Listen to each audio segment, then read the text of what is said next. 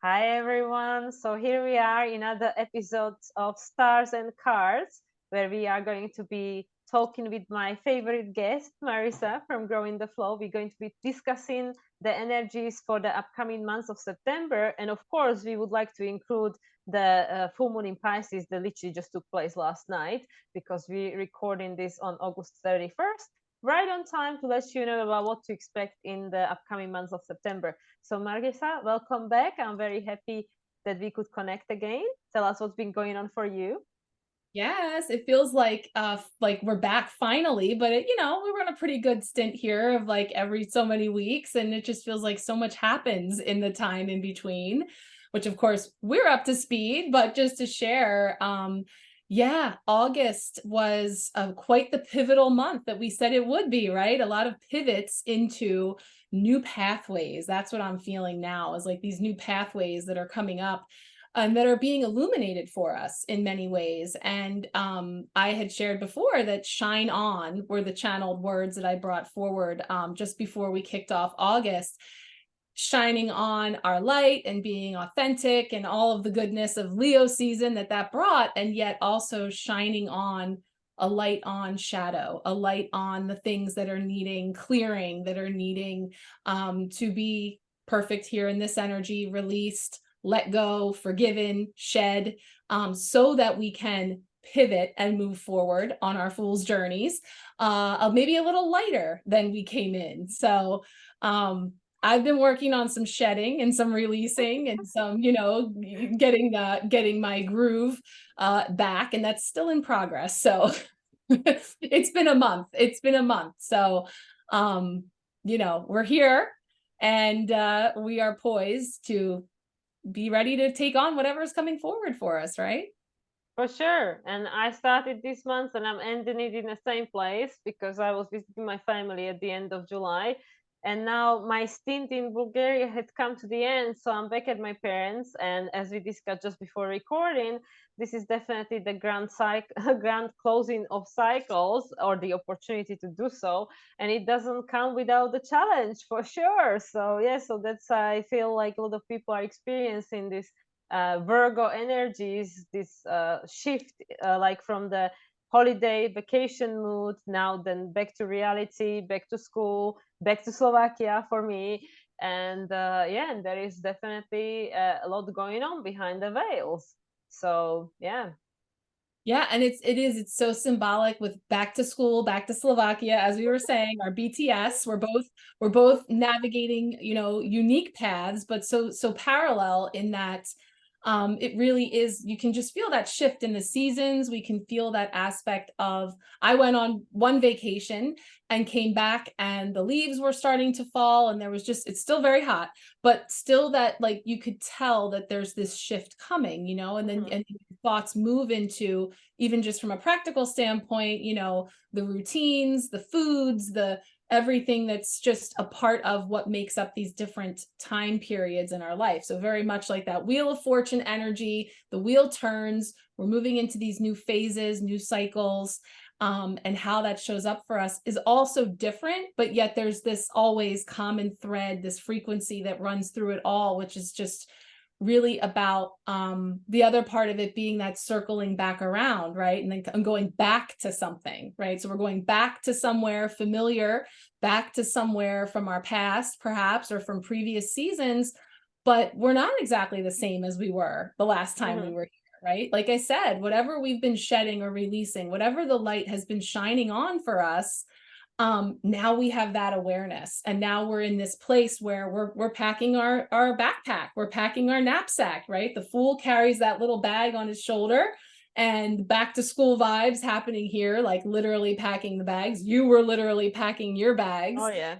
and having to be really discerning about what we're packing, how we're packing, how are we going to take this next leg of the journey. So that's kind of what I think we've been starting to feel into, to see what's our how-to guide as we move into all of that. Yeah, now we have the additional two planets in retrograde we didn't have last time we spoke. So now Mercury has joined, and you and I are definitely feeling our Mercury retrograde playing tricks.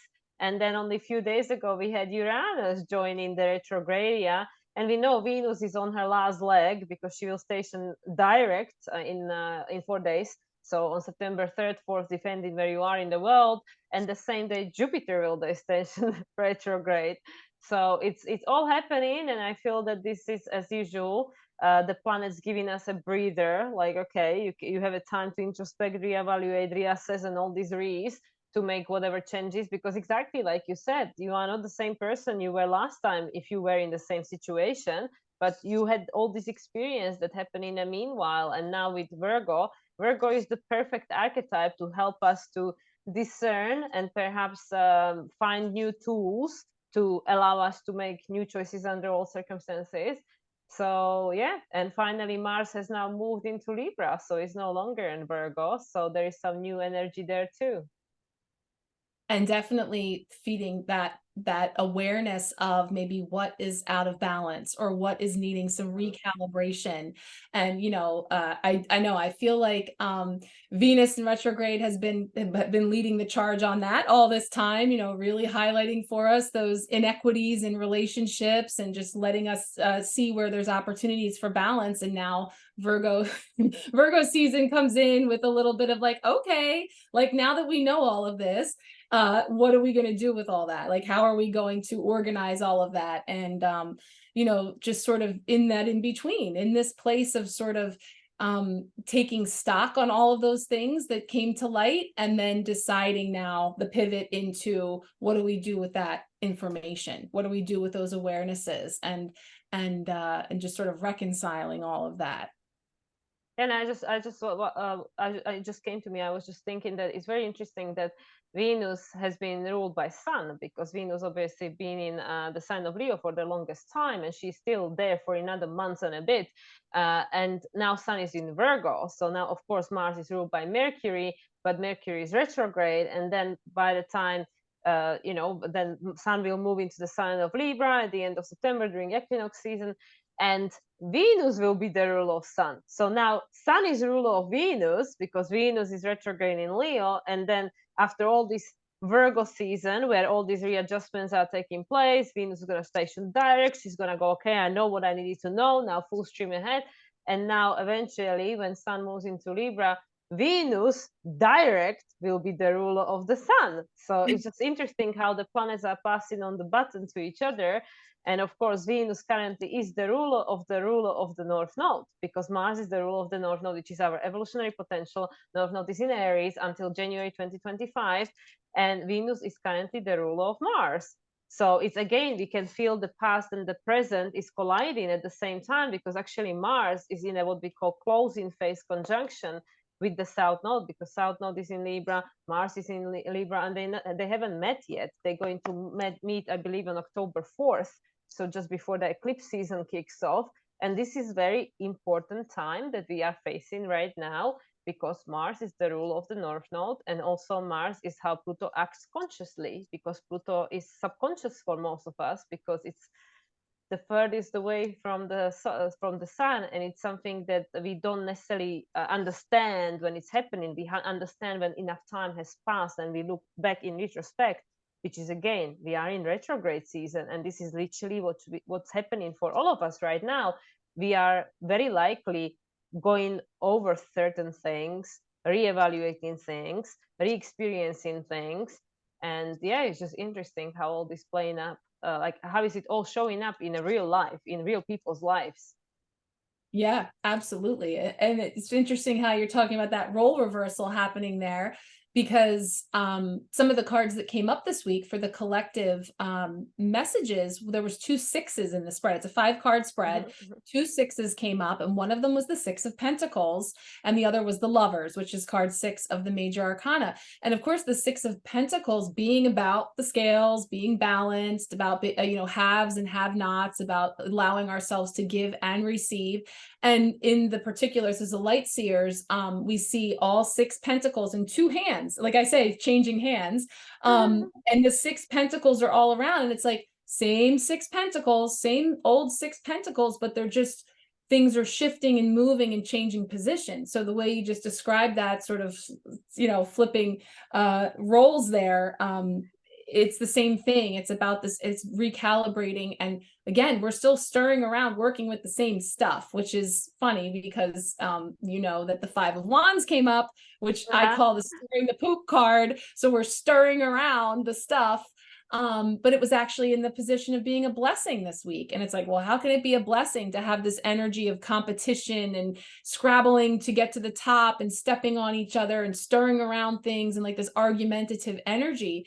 But again, it's more like all of these things clashing and coming together are actually showing us how it's showing up in our life, you know, down in the mud, and then what we want to engage and invest our energy into and what we don't, and, you know, ways to put down that wand and step away or strike out on our own maybe. And so that's kind of bringing us full circle as well to all of the messages that we've been getting over and over about the FOMO and about the comparisonitis and about, you know, really standing in our own unique authenticity and shining our light and really understanding, you know, how that all fits together. So it's just moving around all the parts to find how it feels right now.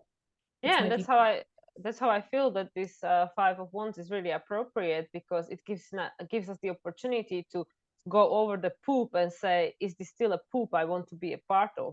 You know, because sometimes we get so stuck in it that we don't actually even know we're in it, and then it's like, oh, this is kind of uncomfortable, it got kind of smelly here, right, or whatever. And it's like, for many of us, we find ourselves in a situation where we might have been for a long time, or we might have been there before, but now we might notice things we haven't before. So this situation comes around to remind us, do you still want to be part of this situation? Are these still people you want to be hanging out with? There is no judgment. It's just, is this what is right for you right now? Because with this North Node in Aries, there are a lot of new beginnings. But as we know, still under influence of a full moon in Pisces, there are a lot of endings that need to take place first, because there is a lot of healing that needs to take place. Because as we are all experiencing right now, there is a lot of stuff happening around us that we have no control over, and it's bringing up a lot of unhealed trauma, a lot of unhealed wounding, where we feel like, oh my God, I'm not in control, what am I going to do? And the only thing we can ever control is just ourselves. So again, this 5 of Wands is reminding us, are these the people you want to hang out with? Are these the things you want to entertain yourself with? Because, you know, the choice is yours. The lovers, the choice is always yours. Mm-hmm. Perfect. Yes, the lovers then comes in with same with that 6 energy, the energy of balance and harmony in our relationships. And there's duality and choice. And again, it is also this heaven to earth energy, which is funny because I had pulled out, and we didn't plan this. We didn't plan this.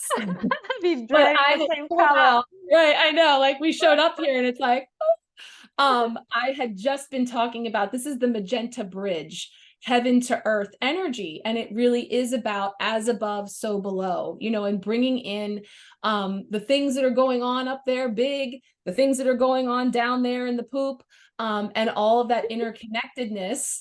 And then the lovers and the duality and the choice being about here now, and what experience am I going to choose to have, and how am I going to perceive these challenges, how am I going to perceive these aspects that are coming up for me to move through, and then where does that leave us? So, and maybe thinking about how it plays out for our lives in practical everyday ways, and it's the friendships, the connections, the things that we used to invest our time and energy in that maybe you're just losing meaning, or feeling like, we just don't have that same connection. And we're just sort of waking up to the idea that, oh, thank you, Uranus.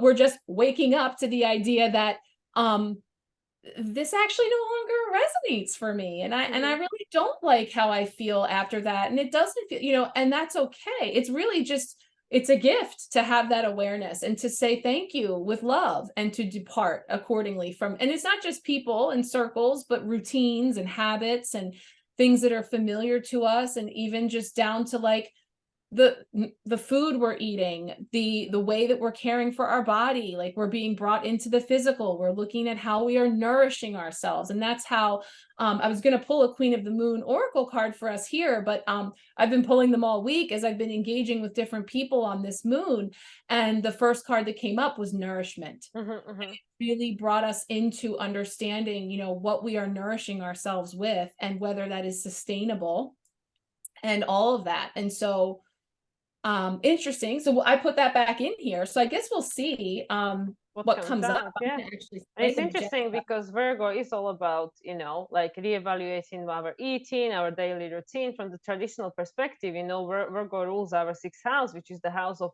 what we do every day on practical basis, you know, what you feed yourself, what you entertain your time with. And as we just spoken privately just before this recording, I've been actually very sick because I just arrived in Slovakia yesterday, and now we are in Virgo season and my body seems to be much more sensitive to what I eat, and I spent the entire morning being unwell because of me trying to feed my body what my body no longer wants to receive, let's just say. And yeah, I feel that for a lot of people, they're becoming much more sensitive these days because of everything else, all the overwhelm from the external, where exactly like the only way we can face whatever reality we choose is by nourishing ourselves to make sure that our needs are being met, whether it's by what we eat, do we get enough rest, do we surround by ourselves with the people that make us feel empowered or disempowered or whatever it is. So I feel now in the Virgo season, people are getting much more sensitive to that because Virgo is a very practical sign. It's an earth sign. It's very down to earth sign. And as we were also talking just before recording, there is this kite in the sky because we have this grand earth trine. The participants on the Virgo side are changing because Mercury and all these planets that been in Virgo are moving fairly quickly.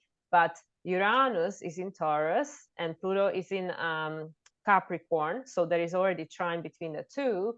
And then they both pointing to Pisces, to the sextile to Neptune. And then in opposition with that is whatever's going on in Virgo. So, you know, in this case, either Mercury, Sun, whatever. And this is a reminder that whatever is happening, we are being guided, we are being protected, but let's bring it down to earth. Let's be practical. What we gonna do with this? Like we know, you know, that there is something higher meaning, all this kind of stuff, but how are we going to apply it into this everyday reality? Because that's what Virgo does. It's not just a bunch of information, because information is everywhere. You can just put it in Google, whatever you want, or ask ChatGPT, right? But it's about how you apply it into your reality so it becomes wisdom. Absolutely. And I think too, what you were saying about, you know, what we're eating or what we're ingesting, you really can't under discredit the fact that like even those most basic things, like I think I was saying this in the empowerment pack reading for the full moon about check in with yourself. It can feel very intense, very overwhelming, like what is happening? Like I'm just feeling so low, I'm feeling so challenged, and yet you know, that little checklist they give you, like, am I hungry? Am I tired? Am I cold? Am I hot? Like just literally dropping into your body and checking in to see if sometimes the most basic things are behind these big, big feelings, right? And of course, those feelings are certainly amplified right now in this full moon in Pisces, super moon. So yeah, I'm totally feeling that. And I'm recognizing that sometimes it's even simpler than we make it, because it really could just be, you know, some of those basic things about getting enough rest and caring for ourselves physically too. So that's definitely been something for me this month. I'll just say this and then I'll pull the card. As you know, I have iron deficiency anemia, and it's something that plays up. And I was aware that I was kind of feeling a little tired, a little drained, but then I got my results and found out it was quite low. And then it was like a little switch was flipped, and now I know, and I'm like, I'm so tired. And I was, but it's like something about that psychosomatic like awareness, but it was like, what does my body need? Like how I stop and nourish myself and care for myself, but I have all this stuff to do, but I have these commitments, but I have these things. No, have to come back in and take care of this first, right? Practical steps in order to continue to keep up all of that. So I think that's all being highlighted as well. Probably. Sure. And then ways, but And, yes, and right. that's all Virgo, you know, how to Yeah. put it into practical everyday reality. That's all Virgo. That's exactly what Virgo is helping us to understand. Okay, Yeah. yes, but how All do we, right, so how let's do you see. put it? Let's see. Yeah, let's I do don't it. know. You're usually good at predicting what's coming Number out. 8. We did get one last 8, didn't we, in the other card that came up with the empowerment pack for the full moon, it came to an 8 energy as well. So, and that was change. It was the Mm. energy of change, which was just a striking card. Yeah. So let's see what's coming up for us here in and around this second full moon of the month, this blue moon, this rare event that I don't know about you, but I couldn't see because we had cloud coverage here. But that's okay, because that in itself was a symbol of, I know that big beautiful super moon was still shining, I just couldn't see it. There was cloudiness, there was something in between that was making it difficult for me to see with my eye, but I certainly could feel those Well, effects. and I can tell you that there are a lot of inconjunction in the sky right now, so we are not meant to see. We are not meant to know. Okay, so sometimes we just have to be with what is, and that we're not meant to see right now. Oop, Like, that was, like our favorite, chop wood and carry water. oh my gosh, we're not meant to see the void. Void. Number Number one, one. new beginnings, new month, new cycle, new seasons, everything coming forward. Like, I don't even have anything to show you because you can see it's the void, but actually, But she's resting. you can see her resting, right? And also, she's not clothed, so she's just stripped down, vulnerable, but in that state of just what is, and the void, which is actually connected to the dark moon in this deck. So it's connected to the dark moon, but it is that we've been saying this, no man's land, in between, in transition. And what do all the re's want us to do? To rest, to just allow ourselves to release and just be present with all of that. And wow, yeah, that's really striking. That's giving me the midnight indigo energy Yeah. with the color healing, which is actually about dark nights of the soul and moving through shadow, and all of this energy that's present, knowing that on the other side of that is the sunrise, new dawn, that there will be illumination again, and we will see the light again, so that wherever we are in that spectrum, being in the void is where we are to be at this moment, and being present with whatever is, and moving through it. And even if that means just lying down and just allowing ourselves to rest and stillness.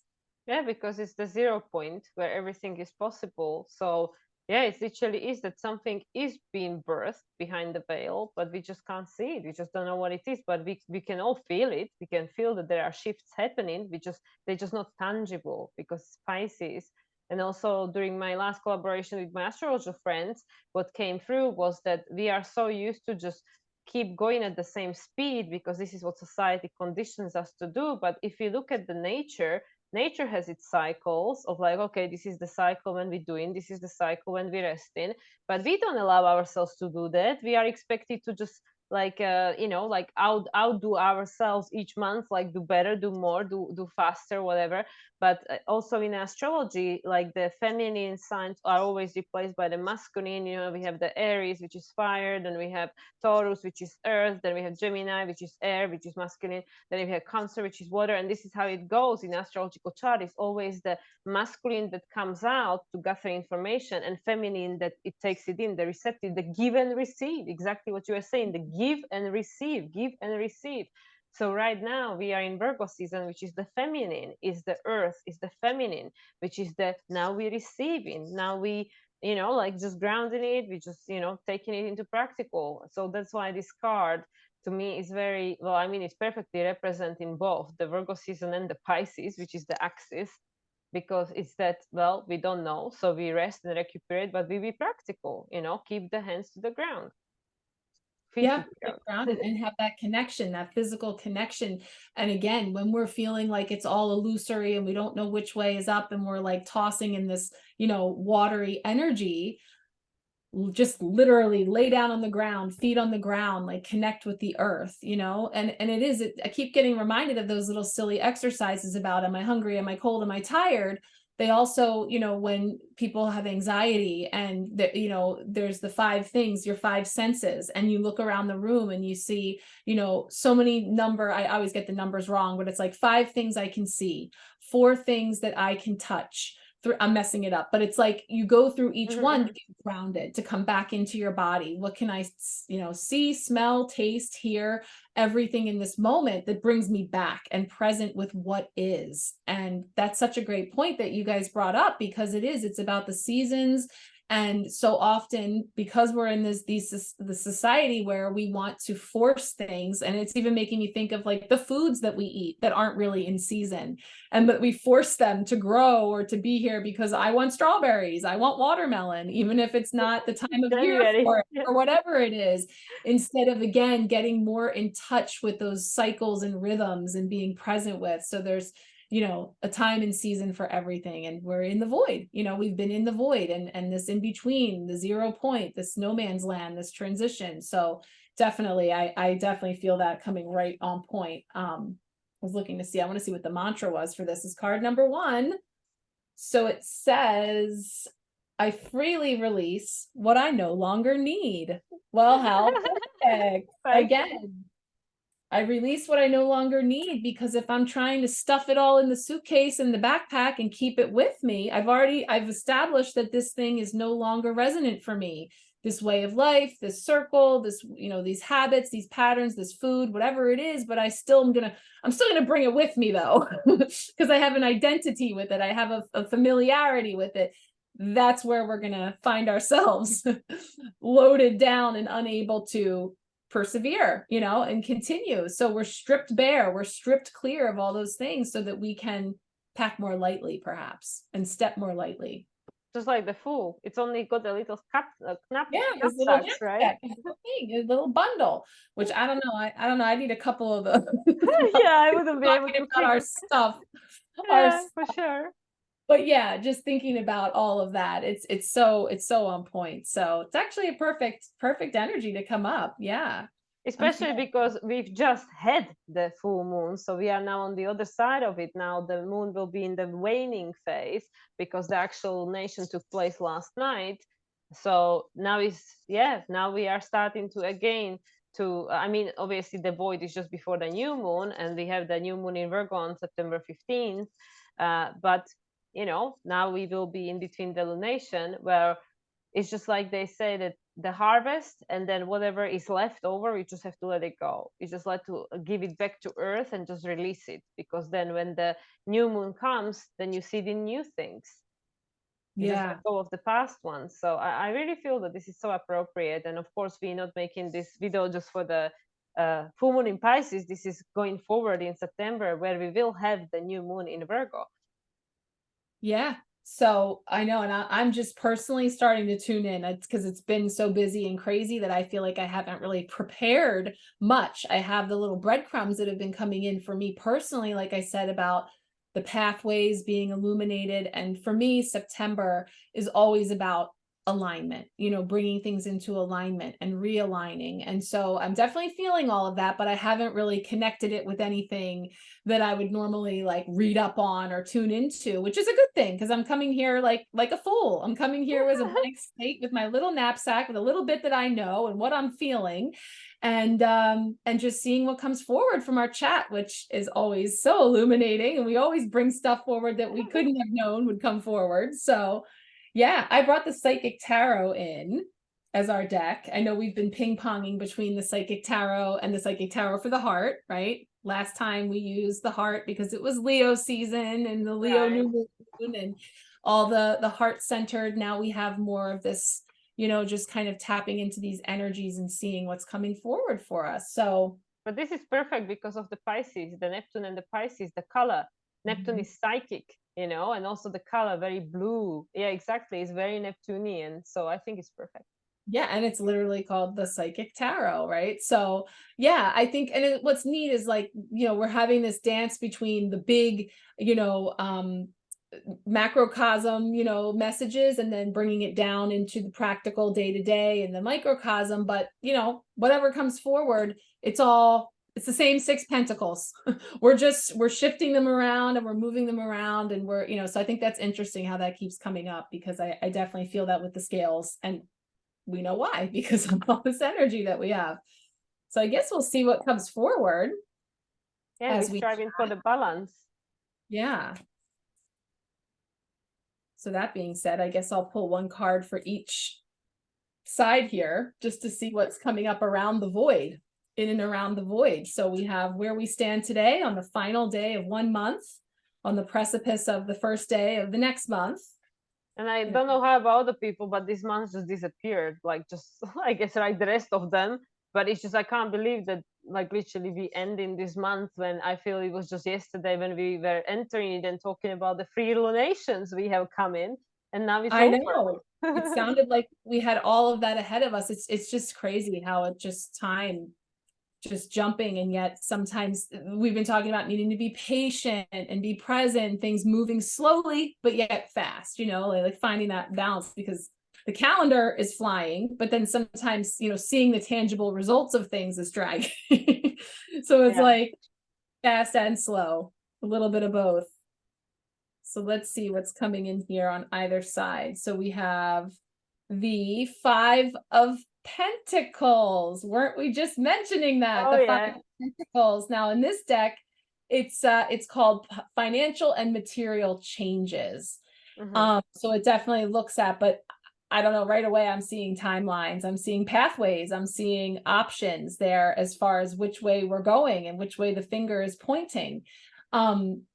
Yeah, because there's a focus on finances and money in the Pentacles, of course, which is what that particular card is highlighting. But oftentimes more so, I usually feel it in, again, looking at what we're investing our time and our energy into, what our focus is going into, and the lens that we're seeing it through. This is the card that talks about FOMO, about being on the outside looking in, of feeling like we weren't invited. And everything looks so bright and warm over there, and I'm out here freezing, like it's snowing in the traditional 5 of Pentacles, and the holes in the socks, all that energy of being on the outs. So that's interesting that we could be finding ourselves anywhere on those different timelines of perception and how we are perceiving that, or even just finances for some people. Yes, certainly, Venus in retrograde highlighting our relationship with our finances. And, now we're looking at how, the to-do items of getting those things, rebudgeted and aligned and all of that too. So certainly for some people that's it, that's definitely something that could be front and center, but also just looking at those pentacles as representing our material abundance, whatever that is, our energy, our time, safety, security, all of the root chakra stuff, kind of being highlighted there with that energy. And the 5 of change, the 5 of instability and chaos, even in some cases, because it's not settled. Yeah, and that really speaks to me about this Uranus just turning retrograde in Taurus, because Taurus is all our material stuff, our money, our food, everything.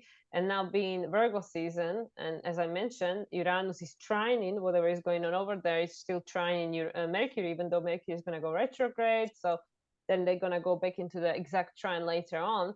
However, Uranus has been in the sign of Taurus since 2018, and we had all these shifts, all these changes happening in the world, which made people to reevaluate like what really like matters, what really is sustainable, what really we can do for ourselves, and all these things. So I really feel with this 5 of Pentacles, to me it talks about Uranus just literally going retrograde a few days ago in Taurus, which is making us once again reevaluate everything to do with our material stuff. And also the Virgo season, which is making us to make maybe new choices, to be practical, maybe look at things from a different perspective. Venus, like you mentioned, Venus is in retrograde. Venus made us reevaluate our relationship to money, to each other, to our purpose, to whatever. And yeah, I think this is really prompt, because also what we were discussing prior is like there are all these different timelines available to us, and of course there is all these things that are outside of our control, but how we respond to them and whether we choose to interact with them is up to us. Yeah, it's so interesting that it features the hand here, because it's like, again, if I'm thinking about what what I have a tangible hold on or control over versus the things that are outside of me. And, you know, this idea of being open too, like an open hand versus a fist, where I can't pick up anything new if I'm holding on to things. Here it's sort of like open to many different potentialities, and even just the color of the different portions here could speak to those different areas of life, bringing them into the chakras, bringing in them in the energy of, again, like the blue and the green, speaking our heart, speaking our truth of, you know, what is our heart's desire, our heart's truth, because it's like a blue green here together of, like, again, 5 is for me, the throat chakra, and bringing in expression, the number 5 of freedom, a little bit of that rebellious energy too, of speaking out, and expressing ourselves maybe in a way that's, you know, outside of the norm. And of course the red and the orange with the root chakra, the sacral chakra, you know, all of that base need and feeling really connected, and earth energy and fire, you know, passion and what we're creating. And then over here we have more of the upper chakra energies, you know, more of that like connection in with source and universe, and our own inner knowing and our intuition, and you know, sort of all of these pieces make up the whole. And we kind of have our hand in a little bit of everything here, but it really is about whatever piece of the pie we put the most focus on. Those fingers to me are like each representing like the potential paths that will, you know, the way our experience might be, the lens through which we are experiencing things, being, you know, subject to whatever path we choose. But you can't go wrong, either right or wrong path. That's another thing that's been coming up in some of my like personal readings and stuff, is like, it's not the right path, the wrong path. It's the most aligned path for me right now, here and now. Could be different. Like we said, when we come back around again, when the dial turns and the seasons change, it might be something different. But here and now, this feels like the most aligned path for me. And I'm exploring that. Yeah, and that's literally what was coming up for me as well, because to me also it represents like the 4 elements, and we need all of them, you know, like everything has to be alignment, everything has to be balanced. Also, just like you said, you know, the chakras, like, yeah, like, you know, he has half of his fingers in these earthy signs, you know, like these earthy elements, and the other half is like, you know, this ether and the water, and you know, there is a finger in everything. So it's like everything has to be in balance, because yeah, you know, it's all great to have all this spiritual awareness and stuff, but then how do we survive in three-dimensional reality? And then the opposite extreme, like, yeah, just focusing on money, but neglecting our spiritual aspects of who we are. So that's why I feel that he's like reaching for all these different areas, all these different elements, all these different chakras and stuff, and saying like, well, everything has to be in alignment, because otherwise if something is out of alignment, out of balance, then we struggle, whatever that is, whichever area of our life it is.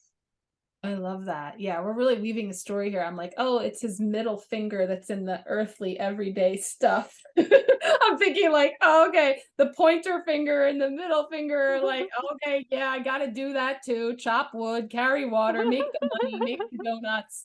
But like, I really want to be over here doing all this fun spiritual stuff with my pinkies out. You Yeah, know, like, yeah, yeah, I love that. Like, just this yeah, whole, pointing to the you know, universe with the blue, you know, like that's where I want to go, and it's like, oh, but yeah. I have to keep going here.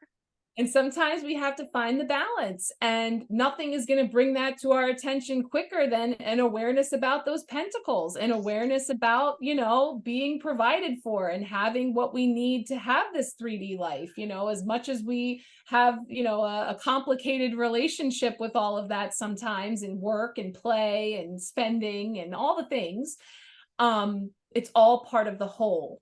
And I love that that's coming. I mean, I'm seeing this like a totally different 5 of Pentacles, like not even your usual, you know, as usual with this deck. Of course, it The takes us all FOMO. kinds of places.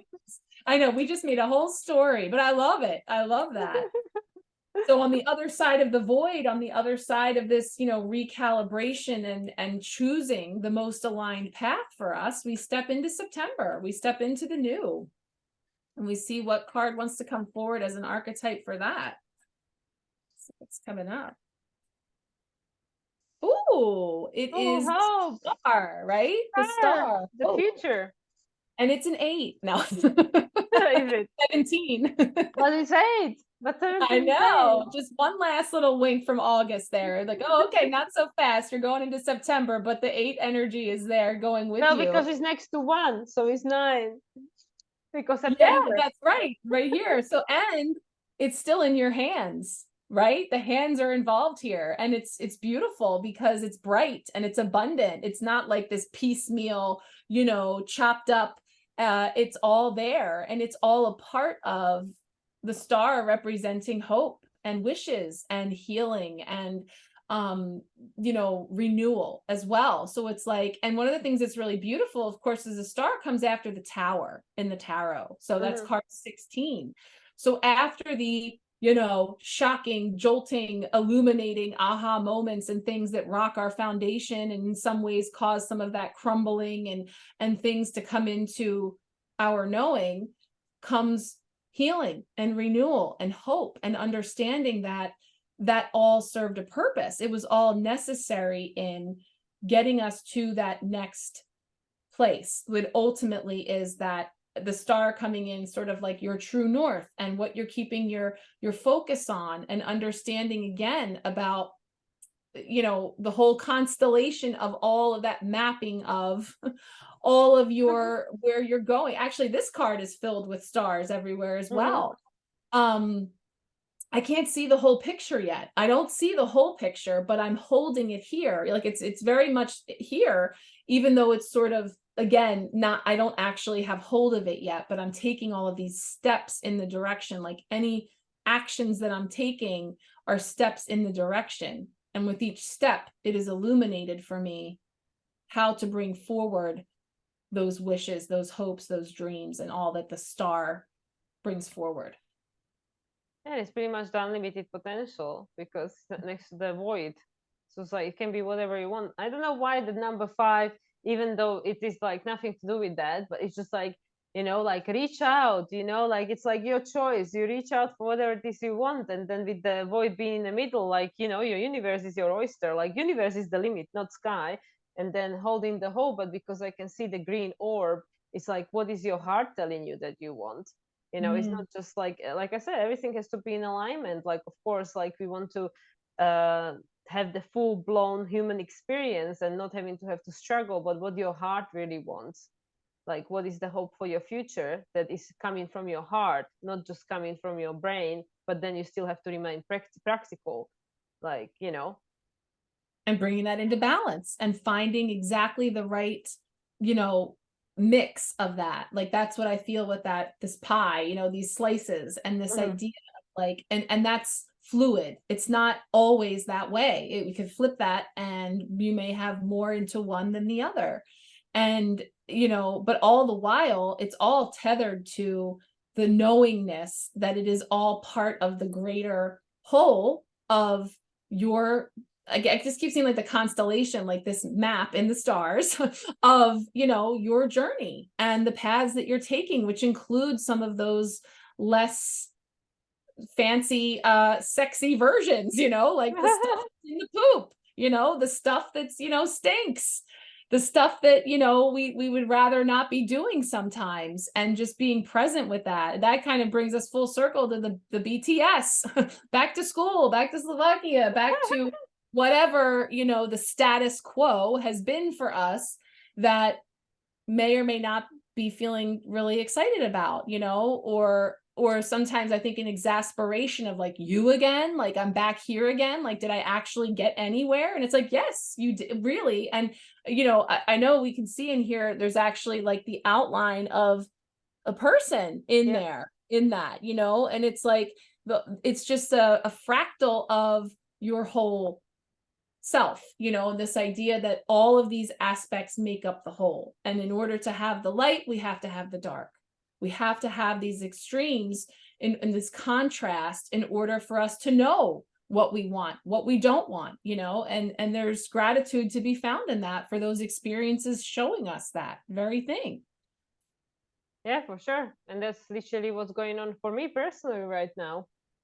So I totally resonate with all of the energy. And especially because this is literally for me coming full cycle, because I left Slovakia for the first time literally on the same day 19 years ago, and now half of my life later at the age of 38 on the same day I returned. So it's like literally going full cycle, but is this offering from the universe like, okay, well, what do you want to create from here on? It's up to you. Like But what that's are your amazing. wishes?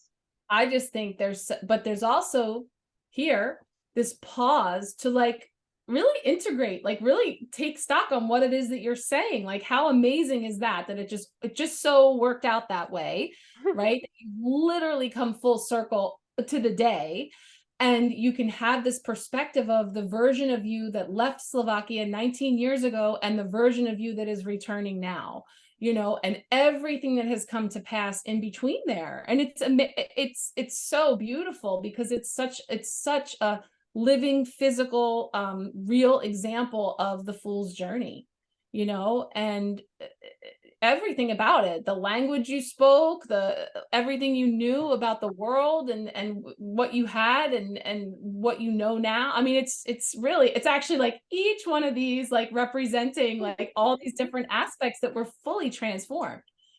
But it wasn't this beautiful, graceful process, right? That all the things that happened in those 19 years all contributed to the ultimate, where you are here. And you're not even, and that's not it, right? That's just where you come to today. It's still unfolding.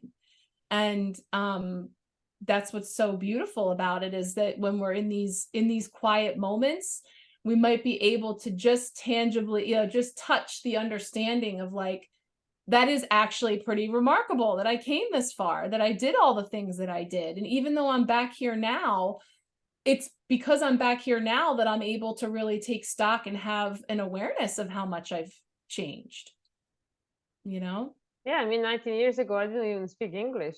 Right. That blows my mind. Like, I couldn't even imagine like leaving my country with whatever I have and not even being able to speak the language where I'm going. Like, and like for you, you're like, well, yeah, I mean, that's what I did. And now I do, like, no big deal. But big deal. Like, but the steps that you had to take to get there all played a role. And some of them weren't pretty or easy or, anything that, so it's just like that's a real life example of how all of those aspects had a role to play and were necessary.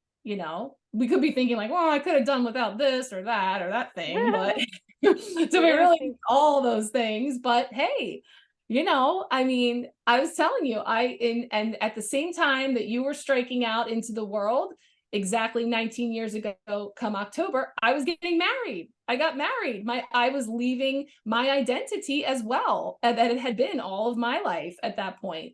So it's just interesting because it's two very different paths, very different circumstances, but of course I didn't have any idea what it was going to be married. I didn't speak that language. You have this idea of what it's going to be like, but and so it's just so interesting because, and also I think this all comes back to when we met to talk about the North Node and the South Node, and how it had us reflecting back on things that occurred over the past so many years. Was it 18 years that we were looking back? Like And 2004 to 2006.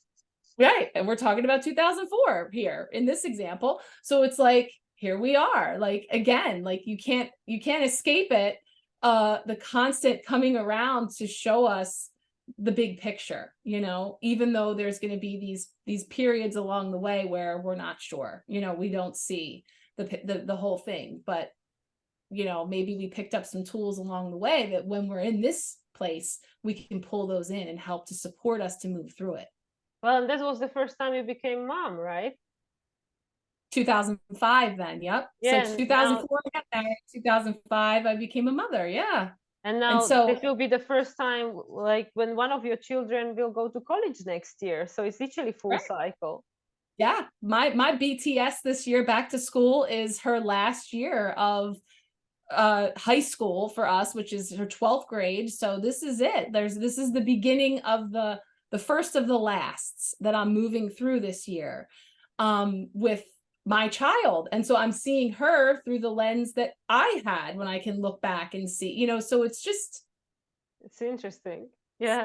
it's a lot. It's big, but Mind blowing. it's beautiful, right? It's really full circle energy of moving through these cycles and then the interconnectedness of all. So it's a lot, and I think that, so as far as September coming in for us, how we're going to start to be seeing some of those big things um coming into maybe a little bit of view until we gear up for eclipse season, I'm imagining.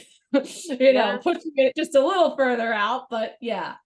Yeah, because like we were talking, this full moon in Aries, that will be the second lunation for September. It will be already after equinox. It will be already in Libra season. I feel that the energy there will be completely different. I feel that this new moon in Virgo on September 15th, it will be kind of still like a aftershock of this summer. Like we still will be probably in this introspective mode. I mean, there's a day where Mercury will station direct right after, but it really is the full moon in Aries where I feel we will start really seeing some actual movements. Hmm. Which I should have known, I suppose, but when I pulled a card for someone this morning, they got the harvest moon. And we were talking, and I was like, yeah, that's typically the harvest moon is usually the one closest to the equinox. So I'm guessing it must be. And I'm like, is it going to be the full moon in Aries? So then I asked Alexa, who, when is the harvest moon? And of course, yes, it is this full moon in Aries is the harvest moon. So we were just talking about, sort of all the seeds that have been planted, all the things that we've been nurturing and nourishing and wanting to bring into fruition. That was actually the name of the card. It was called Fruition, and it was for the harvest moon from the Queen of the Moon.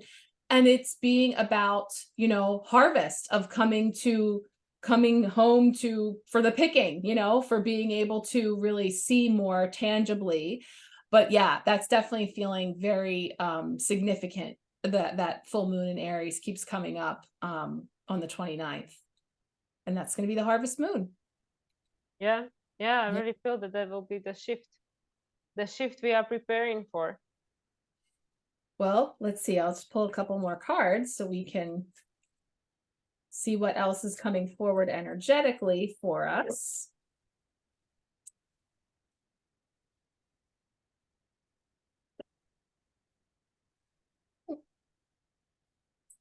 Seven of Swords, deception and wow. envy.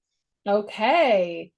Well, it's funny because the fruition card, she's wearing a mask, and like an eye mask like that. And he's actually lifting it off, like seeing something for what it is, getting some clarity on things maybe not being what they seem. Yeah, and that could be another aspect of this Neptune, like we might not see things for what they really are. There could be a lot of disillusionment, what of like need to escape or buy into lies and deceptions, because there's Neptune in a lower vibration, which is, why every sign has its opposition, like the Pisces is in opposition with Virgo, and we don't want either of them to go into extreme, like Neptune, gaslighting and trying to escape and spiritual bypass and all that. Like, oh no, it's not happening, it's not happening. But then also Virgo can be like overly critical, like overly like analyzes, paralyzes, and all that.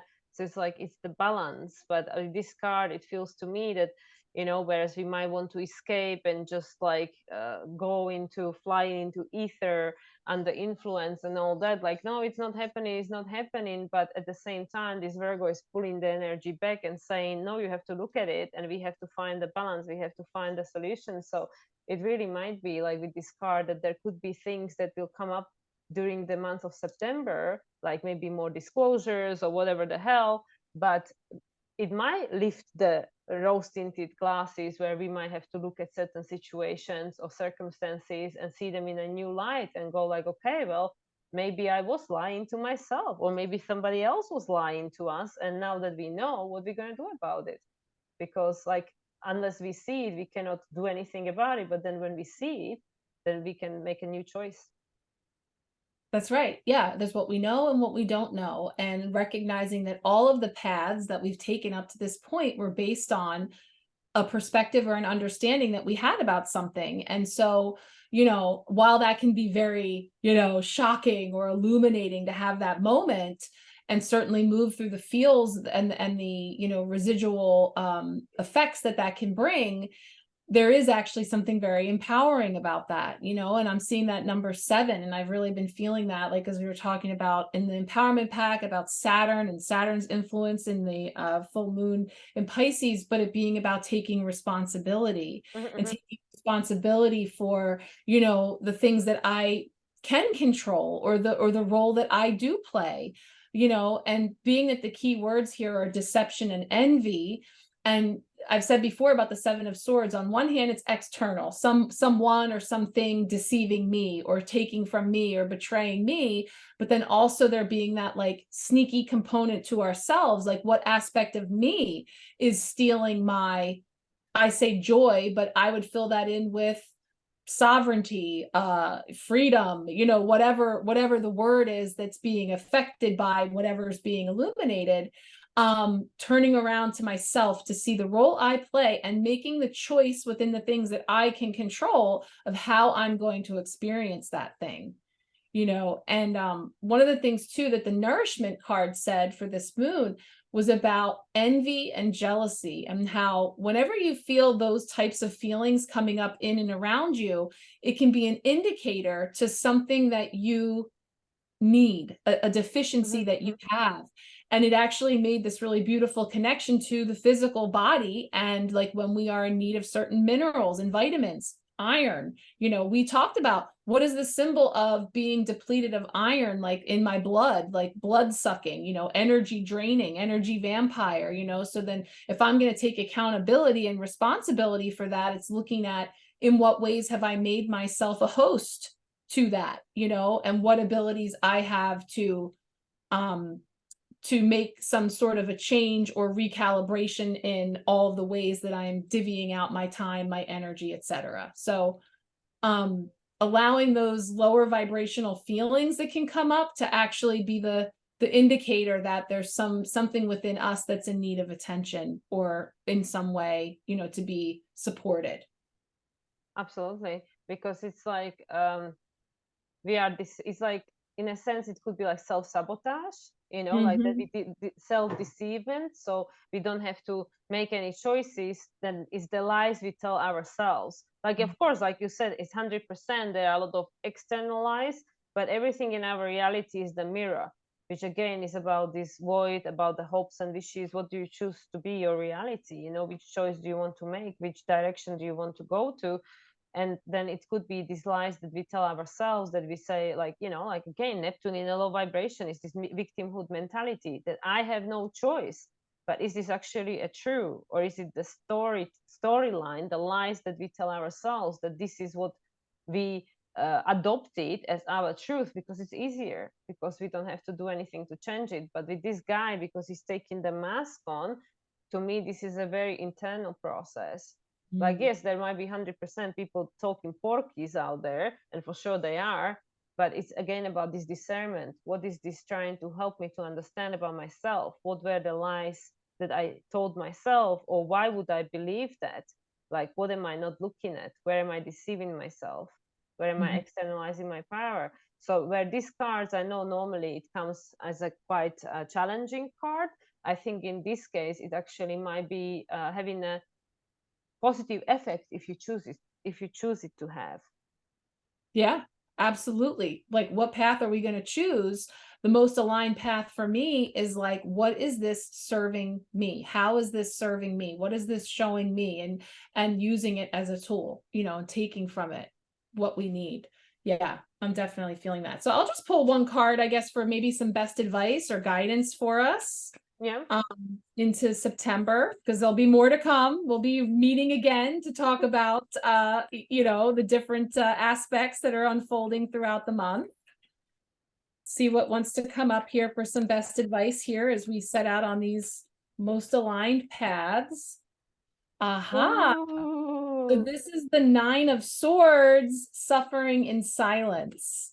So that's interesting, because I like this card actually, because that's talking about analysis paralysis. That's talking about that hamster wheel of thoughts and the things that keep us up, that we're recycling and really immersing ourselves in, stirring something around, stirring the poo around about things that, are more in our minds than they are in reality, and so it kind of feels like, whichever way I go, there's mountains, there's things of difficulty, there's challenges, and it feels like there's so far to go to get there, whichever way. But she kind of has this like staff here, this walking stick as a tool and a guide that also says, yeah, well, how did you get there? Look at all those steps you had to climb even to get to this place, to this point, to this void. And yeah, you may be arriving here tired, you may be arriving here feeling disillusioned, or we see all that mistiness under here, and sort of rising above that are these two different points. Of course, it's a 9 as well. We can't not mention that. We have this energy of 9 coming back, and we're in the 9th month. We're talking about these endings of cycles, and then on the other side being the 1 with the new beginnings. Suffering in silence, it's really not, it's something that makes us aware of, do you really need all 9 of those swords? If the swords represent thoughts, beliefs, ideas, things that are clamoring for our attention, or can we just really bring in some more of the 1 energy of clarity, and allowing ourselves to recognize, again, this is not the first time on this cycle, and that we can kind of cut out and create new pathways as a way forward. And to me, this is again, the fog represents Neptune. It's actually a reading that I have done with my client today. That's what I said, like during these times, we will never know the full journey ahead, because there is so much unknown, so much that has to take place first for that to become like crystallized. But anyway, we never meant to know the whole journey ahead, because even that's why I always say to people, there is not a single astrologer, fortune teller, or even prophet that can tell you 100% this is going to happen, because there are all these different timelines available. There are all these different free will people with different free will involved and stuff. So this is to me also like with the 9, like, yeah, there is an opportunity to close old cycles, like with the number 9, but you don't really need to know the whole process, what's coming instead, because it's becoming clear one step at a time. So it's like the analogy that I used was like when you're driving in a fog, you only see what the headlights are showing you, the first few like steps ahead, right? But eventually you trust that it's going to take you to the destination you are meant to go to. So that's why like she looking through this fog at these mountains, like, okay, but how am I getting there? What's happening here? And stuff like that. And of course, it's a mental card, right? The swords is the mental card, like you're trying to figure it out. But we're living in unprecedented times. Like our conscious mind, Mercury is retrograde anyway, so it's like it's not like it's working for, I mean, people born with Mercury retrograde, you are all clear about stuff right now, but majority of us is not the case here. And yeah, so in this case it's like, okay, well, we cannot always just go based on our like program that we have in our head. Sometimes we just have to trust our intuition, or like in this case, with the star in the middle, you just have to have the hope and the wishes, and the with the void, visualize what it is that you wish for, but still be flexible, because Virgo, be flexible because things might change, and just take one step at a time wherever that takes you. I think those are such great points. And I feel like as you were saying different keywords, it was literally like stringing together the whole story here, because we talked about the stairs not all being illuminated, and just taking one aligned, I'm going to add in aligned action at a time. And with each step, I love the analogy of the headlights in the fog, that leg, that portion will be illuminated for you. And so it does require an incredible amount of trust and faith and hope in knowing that you are on your most aligned path, and reassessing and reevaluating as you go, and as things come into your awareness, as truths are revealed, or new truths, or potential truths outside of the truth that you were moving through, then you can take those aligned actions. But if you sit there and try to map it all out and figure it all out and get ahead of every scenario, you're going to find yourself going in circles. And that is the energy of spinning the wheels and getting too caught up in the head, trying to logically or rationalize or, use our mental aspect through it. And it's never going to be just one path. There's always going to be, each one of these have a role to play. And again, sometimes it does require more of being in the mind and the thought process and really coming forward with that aspect. And other times we're more in the heart, and other times we're more in our intuition, or getting rooted and grounded. So it really is just bringing full circle. All of that is sort of like a best path forward when it comes to the highest and best path forward. But there's whatever path you choose is the path for you, and you will find yourself there, and whatever comes through the fog will be something that's meant for you to experience on your fool's journey. Exactly. That's why, like, in essence, there is no right and wrong, because everything leads somewhere. And at the end of the day, like, we still have this natural compass, the GPS, that will find a new route for you. So there is no right and wrong choice. There could be, like, like you take a longer way around or something, detour, right? Detour, but then you might have experience and saw things you wouldn't otherwise. So in a sense, everything is perfect, because then when we transcend back to the spirit form, all these nuggets, there are these memories you take in with you, and there is no such a bad as, oh yeah, this was a bad thing, because it led you to the next thing and the next thing and the next thing, and then eventually you find yourself exactly where you feel like, oh yeah, this is what it was all about, this is where I was meant to get. But it's, again, the stories we tell ourselves and the way we look at them, the seven of swords, like, what lies we tell ourselves and what do we choose to believe. Yeah, the tall tales. I feel like we've come full circle because we started this month with the never ending story, Oh yeah. and turning the page and the new chapters and rewriting the story, and the story continues and will continue. But when you look back, you have all these chapters that all served a purpose and ultimately create quite the story, quite the tale that lives on and ever evolving. So it really does feel, again, very much coming full circle through this month, this season, and ready to really step out into the new. Yeah, because Virgo is the in-between season archetype, is the mutable sign. We know that seasons are changing, the energies are shifting, and it's just the cycle of life, and that's how we have to look at it. Like, we never will be in a good situation forever, and we will never be in a challenging. That's like what they say, like, it's only a transit, nothing lasts forever. Whether it's the good or the bad, it doesn't matter. Nothing lasts forever, because it's a continuation of the cycle. So with the Virgo, being in a Virgo season, Virgo being mutable sign, we know changes are coming. If it's nothing else, it's switching from summer to fall, or from winter to spring, depending which hemisphere you are at. But change is coming. It's coming. We can't stop it. And sometimes we just have to look at the nature and how nature just surrenders. The trees are not trying to cling to their leaves, like, no, please, God, don't let them go, because it knows that, okay, well, this is what needs to happen right now, and then a new life begins when it's time, right? So yeah, in essence, everything is always perfect, everything is always happening as it should, even though from our human perspective it doesn't seem that way.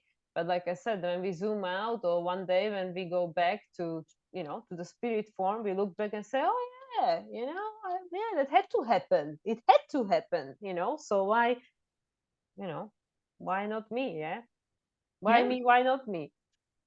And when we get those little glimpses, that's the part that you pick up and put in your knapsack, because when you're in the void, and you will be, when you find yourself in those places of dark, or, in clarity or fogginess, and we will be, I can reach into my knapsack and pull out some of those little golden nuggets that I've picked up along the way, that, again, I'm back here, been here before, but I didn't have all these tools that I have now.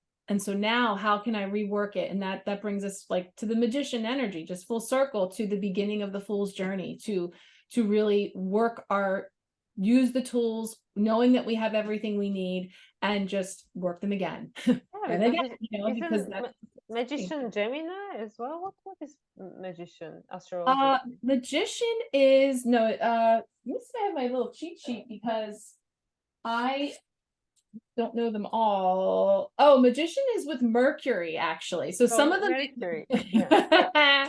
trickster. I didn't know that, but yes, that makes sense. The magician with the sleight of hand. Some of the major arcana cards are planets. Yeah, So yeah. yes, yeah, because I Yeah, I was knew like, there was the zodiac something. starts until we get into the emperor. So Yeah, I knew there was something with this kind of energy, because it's always about this, just like when people have few ingredients and they're trying to make some masterpiece meal with that. So it's like, well, you have all these experiences in life, and what you're gonna cook with them, right? So it's yeah. like, this masterful energy. And it's exactly like you said, like, yeah, you might find yourself in the same situation like me right here, right now, where I was 19 years ago, but I'm not the same person. And I know what I didn't know before. And like, I'm not the same person I'm gonna be 19 years from now if I'm still around. But it's just literally that like, based on all these ingredients you accumulated in the past however many years, you can now cook something different. Mhm. And you try it and you experience it, and it may be not palatable. Maybe it's not your best dish, but now right? So now Right. so that's really what the magician is all about. Those mistakes are just information gathering. There's what I know and what I don't know, and I've used my tools and I've applied my knowledge, and now I know about how this works together or didn't work so great together, and it's just having the experiences of life. So it's really, and I know it sounds so simplified, but is it possible that it could be that simple, and that when we're in these times it can feel very intense and very overwhelming, that it's the fact that we've been able to, even if it was just with our pinky, sort of touch that awareness, that we can bring it in and incorporate that into our toolkit, and into the ingredients that we have to create our magic.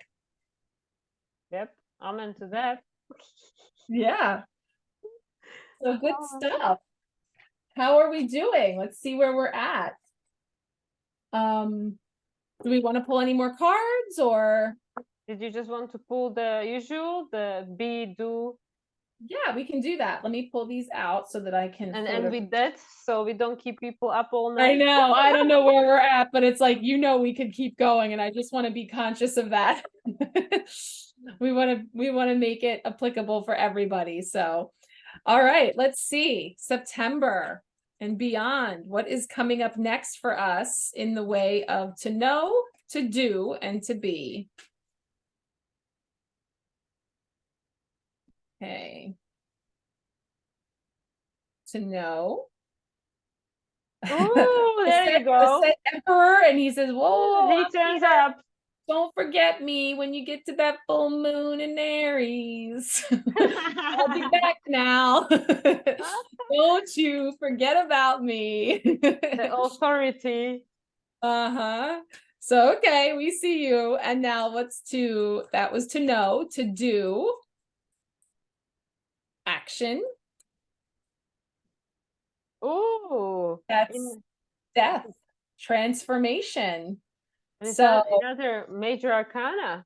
major arcana, significant energy, transformation and change, stripping away, continue to clear away, and then to be in the void, or as we are receiving.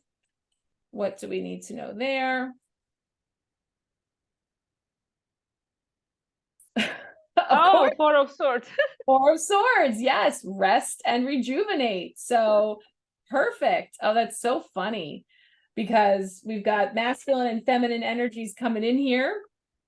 And in the middle is transformation and change. Wow. Yeah. So we've got the emperor authority coming in here, the masculine energy, the father archetype. It's Aries. It's bringing in Mars energy. It's just totally about all of that energy that we've been talking about when it comes to the structures and the old ways of being, and you know, you can see this particular emperor is pretty stationary and I want to say stuck, but very fixed in his way, right? But there is something to be learned from the discipline that can come from, you know, being a little bit more methodical and you know, it does use a lot of logic and strategy, being more strategic in how. So this is a no, right? To know about the idea that like having a plan or having a strategy or using the checklists and getting things organized is a good tool to have, all while knowing that the best laid plans, you know, and what we know can happen there. So just kind of, you know, entering into that energy, knowing that everything is subject to change, even the most fixed, most, you know, always been there as a staple, this too will change and transform and shift, you know. Yeah, and to What do me, you because it's the number 4, which is the number of, isn't it the number of Saturn, the stability, I believe. So it's think? like that, like what this guy is representing, like, no, you're not moving any further until you figure yourself, like until you step into your own authority, because the only way we ever feel safe, secure, and stable, because also the number 4 is the Cancer archetype, you know, in the natural zodiac, the fourth house is the Cancer, which is, you know, your safety, security, your you know, like your sense of home, right, which is your body is the home for your spirit. And Cancer is in opposition with Saturn, with Capricorn, right, which is the external structure, external authority. And especially people who have the Libra rising, that they have everything in a mirror effect, they understand that really well, that the only way you'll ever feel safe and secure is if you take responsibility for your life.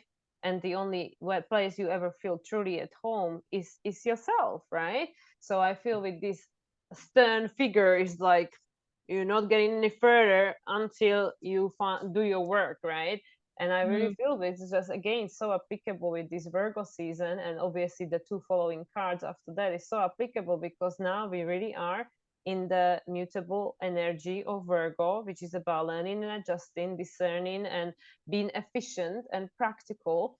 And that's what this card is pretty much telling me, that well, you have to figure it out. Yes, you have to be flexible, because Virgo, things can change, but just to, you know, tidy up your own garden in a sense. mm. So you clear the weeds, and you know, you make your own in a sense of safety and security by taking responsibility for what's going on around you.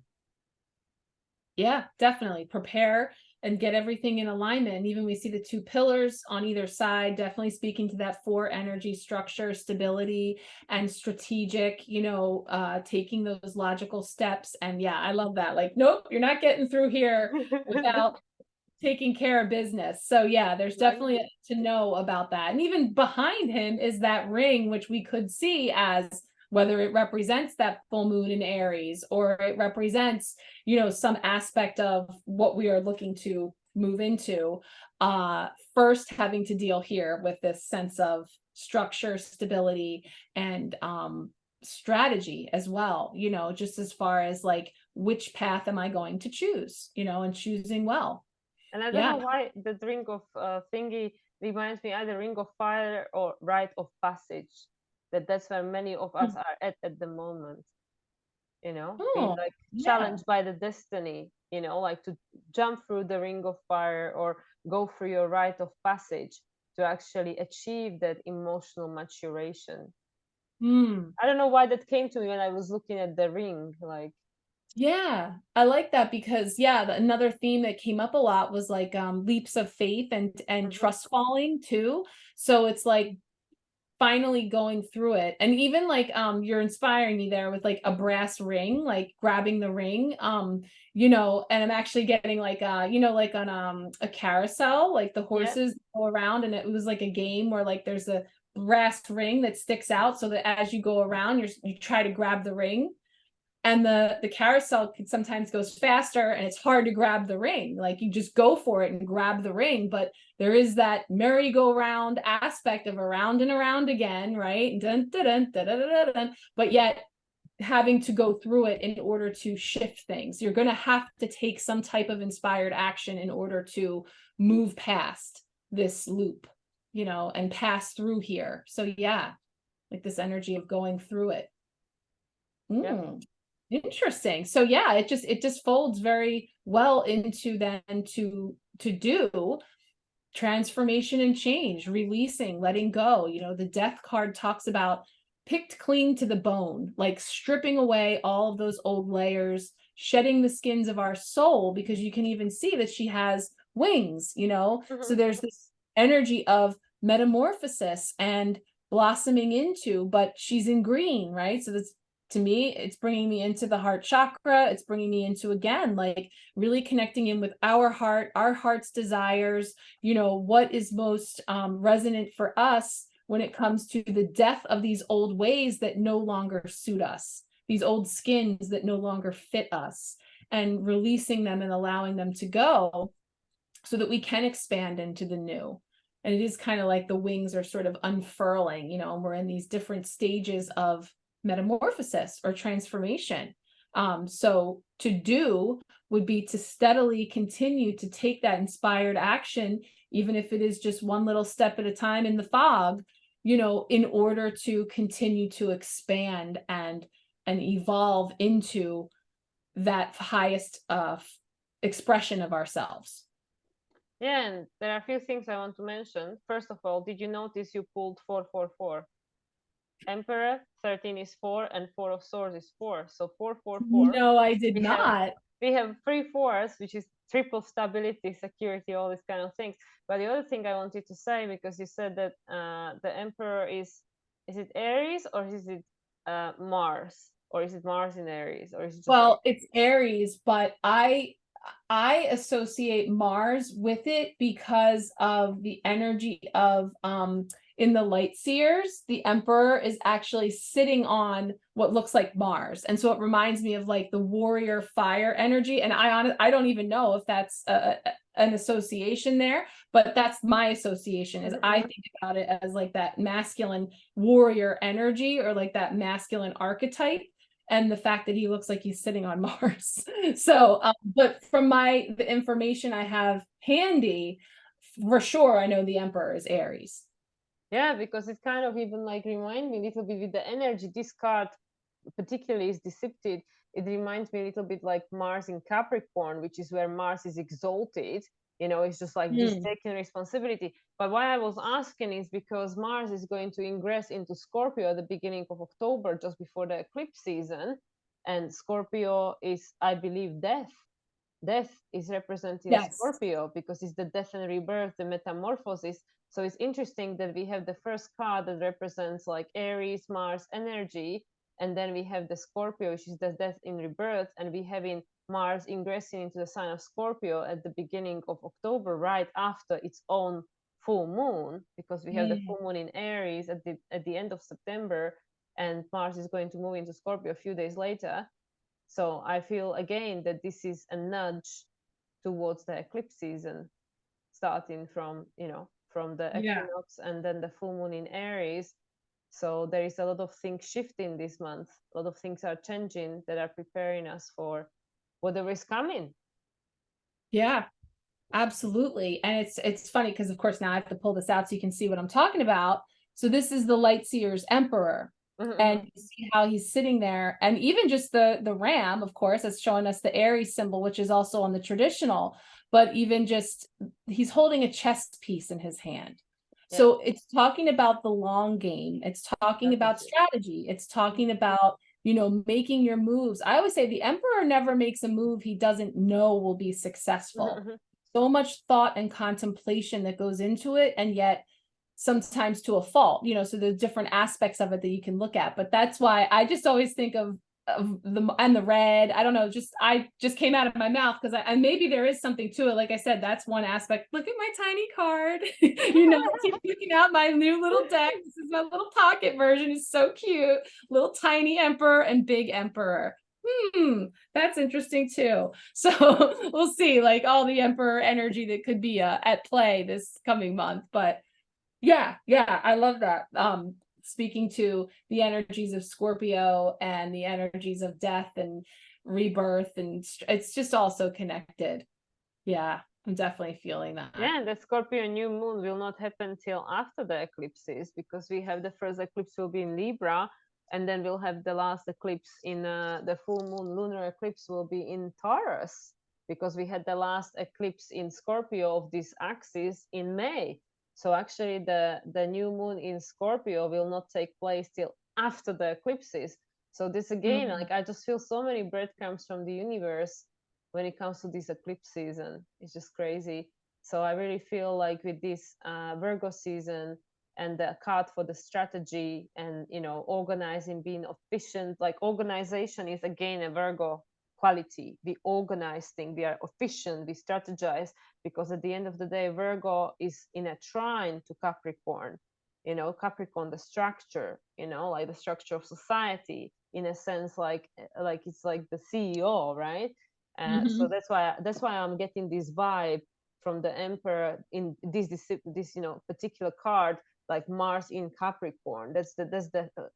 Even though it isn't, but that's the kind of flavor I'm tapping into here, like strategizing, like being organized and all that. And then it's like all this death and rebirth, like let go of what no longer serves you, and especially fear. Like when we feel like competent, because again, Virgo quality, I feel competent, I feel prepared, because I have all these skills in my toolbox, like the fool. Don't worry, I have these things in my knapsack that I can pull out if I need to. And then there is much less fear, because we feel that no matter what happens, I feel grounded in my power. I'm strategized, I'm prepared. So, Mhm. and then of course, like the upcoming card that we're going to talk about, I feel ties very nicely to that, because with Virgo, it's mutable energy. It's like, you know when you need to do, and you know when you need to rest. Yeah. And be present with those cycles, and also with the preparedness and the doing all of that, that obviously if there's a lot of chaos or a lot of instability outside around you, holding that and going within to that place, that's what the Four of Swords talks about, is putting down those swords and resting, rejuvenating, going within and into stillness, and also here in nature. So there's really this energy of going into nature, of getting grounded, and again tuning into your wise voice, which this was to know, and to listen to that wise voice within, no matter what is going on around us. And so the preparedness also comes in, that part of the strategy, that part of the plan that says, if I'm feeling overwhelmed, overstimulated, overloaded, then that's my squeaky wheel, that's my symptom, that's my indicator to say I need to step out, step away, and retreat. Like another one of those rewords, rest, retreat, and rejuvenate, and Uh-huh. come back, battle ready then, but allowing myself to come back within, because all that outside noise can be so distracting and Mm-hmm. deceptive, too, like going back to that, the Seven of Swords, it can be very deceptive, and it can create a very either alluring path or a convincing path, or one that seems like has us questioning or doubting what we previously were so sure we knew. So the best way for us to get clarity there, no matter what's going on around us, is to go back within, and then also the fact that he's in nature is also Mm-hmm. very significant to me here, about, really attempting to get yourself grounded again and be present there. Yeah. Yeah, and it's also like the energy of taking a break, because we know that when we're working non-stop, and then we start getting brain fog because just too much overwhelmed, too much stuff happening, and then they tell you just go and take a break, go for a walk, breathe some fresh air. So I think this is so fitting, because we have these two major arcana which are telling us there are things in emotion you can't stop, like Mm. this is universe interfering, there are the destinies in play, obviously, as we know, coming towards eclipse season. Eclipses are karmic. There is something that is out of our control. Things are just going to happen whether we like them or not. Things are happening. So we have these major arcana which are telling us things are changing, things are happening, a lot of there is a lot of death and rebirth, a lot of releasing, a lot of metamorphosis happening. Yes, we need to strategize, we need to look at things from a new perspective, whatever, But all at the same time, there is this minor arcana, which is saying like, well, but you can still take a break, you know, you still have your choices, you still have your free will to remove yourself from the, you know, from all this stuff, all this noise, all this chaos, all these situations, and just go for a walk in the nature. It's still gonna be there when you come back, and you might just get a download, you might just get a new idea, because we know, especially for us content creators, we just get these blocks sometimes, and then you go like, okay, there's nothing I can do here, nothing's coming through, let me just go for a walk, let me go and switch off, think about something different. And then while you're at that process, many times things come, the inspiration will come. And that's what I feel, that when we very struggle, when we find ourselves in a funk and we feel like, I don't know what to do next, well, then don't do anything, just take a rest, go sit under the tree and just let it all go, and maybe you will just come up with the perfect solution when you don't expect it. Yeah, I love that. That really resonates for me, because I definitely get sucked into the creator vortex and the frustration of things not working. And then again, like, I'm hungry. I've had to use the bathroom for like how long, that I'm sitting here on the edge of my seat because I just want to finish this project or this thing and I want to force it through.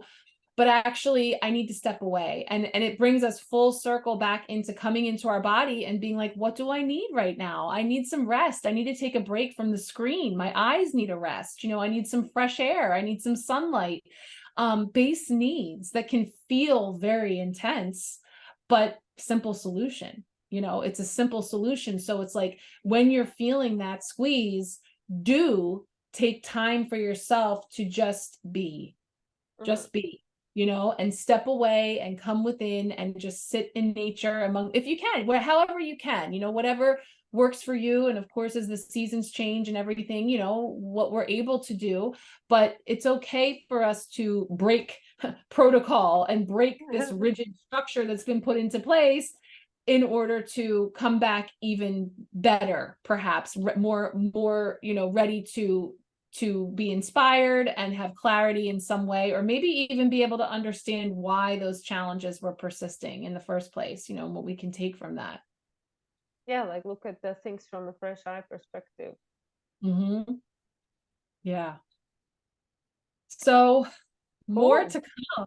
It sounds like we'll be talking eclipse season for sure before we know it, because that's it'll be, I just think it's so neat because we have sort of like these stops along the way, these different chapters to go back to and say, oh, okay, that is how it played out, and that is what it looked like, you know.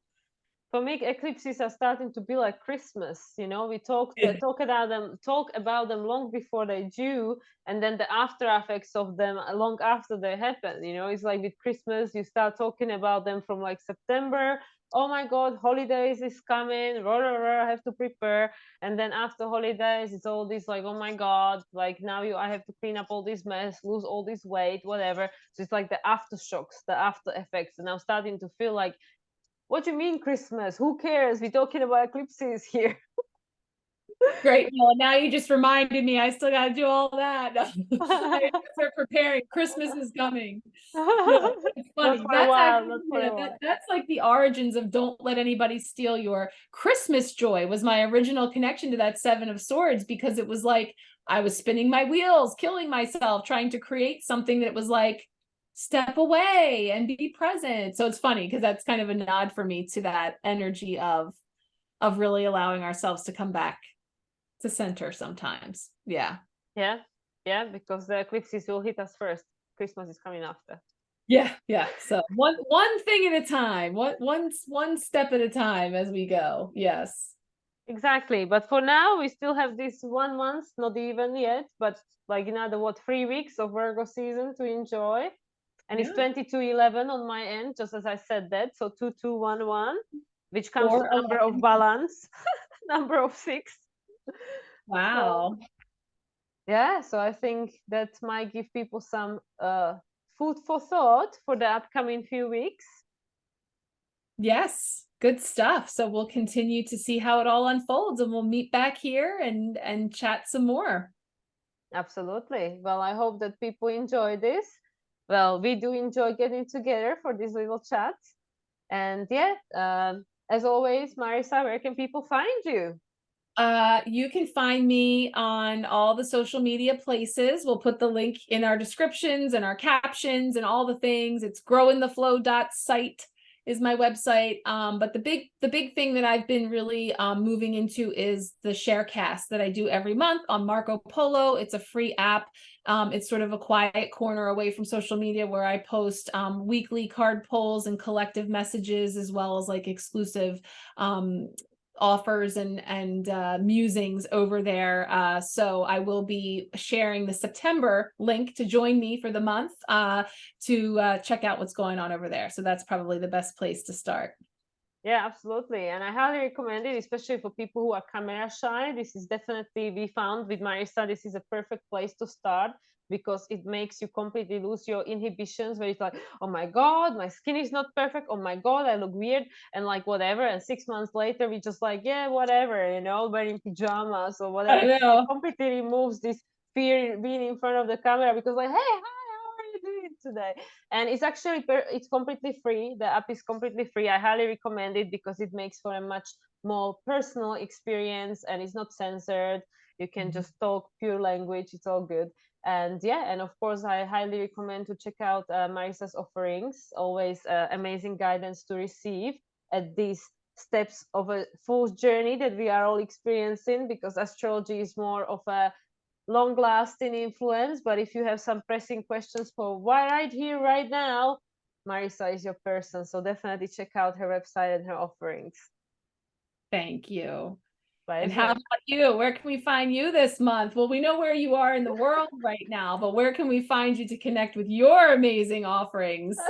Well, my website that everybody's asking about is still not birthed yet. It's still behind the whales, whales, but whales are coming too when I go to Mexico. But anyway, so yeah, so at the moment it's social media. You can find me on Linktree as well. But yeah, Facebook, YouTube, Instagram. I believe you found me if you're watching this. But yeah, and if you just need to reach out, you can always just send me an email and ask whatever presses your heart right now, or arrange for a reading with me, and perhaps I can help you with something.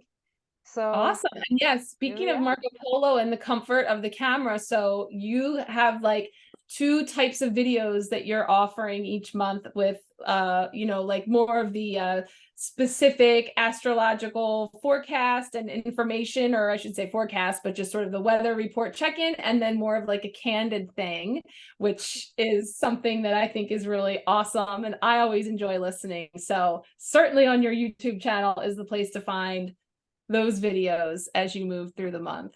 Yeah, just trying to make it more relatable to people so they don't have to get lost in all the astrological jargon like, hey, guess what happened to me this week? Well, I'm always tuned in with my cuppa listening in, so Oh, fantastic. oh, Okay, this was great as always. Thank you, Marissa, for finding the time to connect and chat. And I hope that people enjoyed it too. And yeah, we wish everybody well, good night for me, wherever you are in the world, depending on the time of the day. But I hope everybody is having a good one. Have a wonderful September, and we'll see you for the next one. see you soon. Bye.